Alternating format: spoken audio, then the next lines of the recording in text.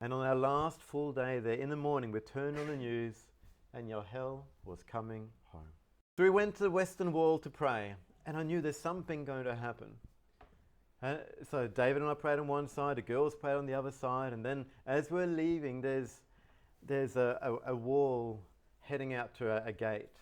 And there were all these posters, missing people posters of all the hostages, just with a picture and a name and a description of where they're from. And our kids, being kids, said, "Who are these people?"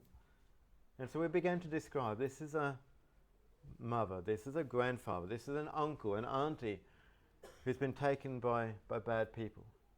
And then down below all the pictures of these people was a picture on their height of this girl, Yahel, a 3-year-old girl. And so our 4-year-olds began to ask about her. "Mummy, Daddy, who is this?"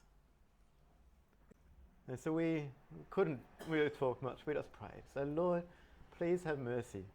Jesus, please bring her home." We prayed together as a family. And in a sense began to see this through the eyes of a child praying for another child. And for the rest of our 3 weeks in Jerusalem, we knew, I remembered this situation, but I didn't really remember the picture that well. But my little girl Hannah, the 4-year-old, had really put it to heart. She had memorized it. And she kept asking, "Daddy, Daddy, where's that girl? The girl with the blonde curly hair who was standing on the bridge, sticking out her tongue just a little bit. Daddy, Daddy, where's that girl?" And so we kept praying for her, for our time that was there, and perhaps that's one big reason we were there.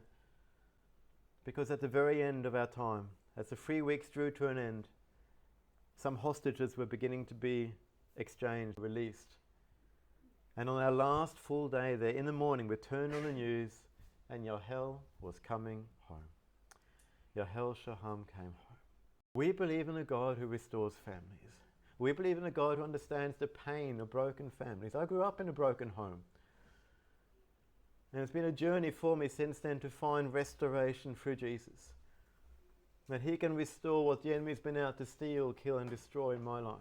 What people like her have been through is horrendous, and there'll be things that the Lord needs to restore in their lives. But I believe that He can, He will, He wants to restore, and that the gospel is all about God's heart to restore what the enemy has stolen in our lives, in our communities, in our families. He doesn't give up on us.